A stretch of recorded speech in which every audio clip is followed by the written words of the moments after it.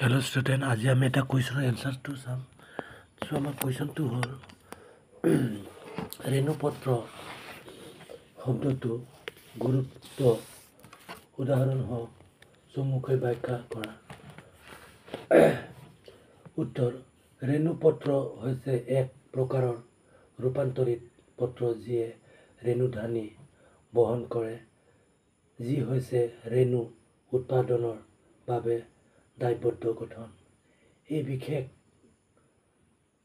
পত্ৰবোৰে উদ্ভিদৰ প্ৰজননত, বিশেষকৈ ঢেকীয়া আৰু নগ্নবীজিৰ দৰে উদ্ভিদত এক গুৰুত্বপূৰ্ণ ভূমিকা পালন কৰে। কিছুমান উদ্ভিদত ৰেণুপত্ৰবোৰ একত্ৰিত হৈ শংকু বা ৰেণুপত্ৰমঞ্জৰী নামৰ সংকুচিত গঠনৰ সৃষ্টি কৰে।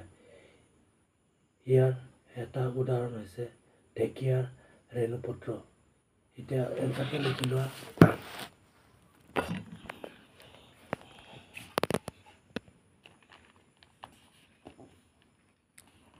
এনচাৰটো আছে আমাৰ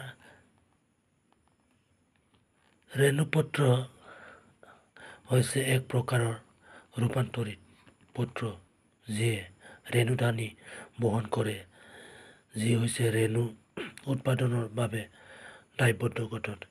এই বিশেষ পত্ৰবোৰে উদ্ভিদৰ প্ৰজননত, বিশেষকৈ ঢেকীয়া আৰু নগ্নবীজিৰ দৰে উদ্ভিদত এক গুৰুত্বপূৰ্ণ ভূমিকা পালন কৰে।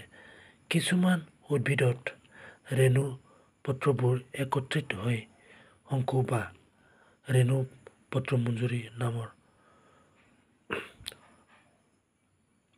সংকুচিত গঠন সৃষ্টি কৰে। ইয়াৰ এটা উদাহৰণ হৈছে ঢেকীয়া ৰেণুপত্ৰ, যি হৈছে এক পত্ৰ যিয়ে ইয়াৰ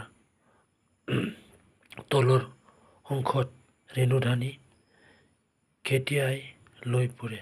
এইটো হ'ল এনচাৰ, ধুনীয়াকৈ লিখি লোৱা।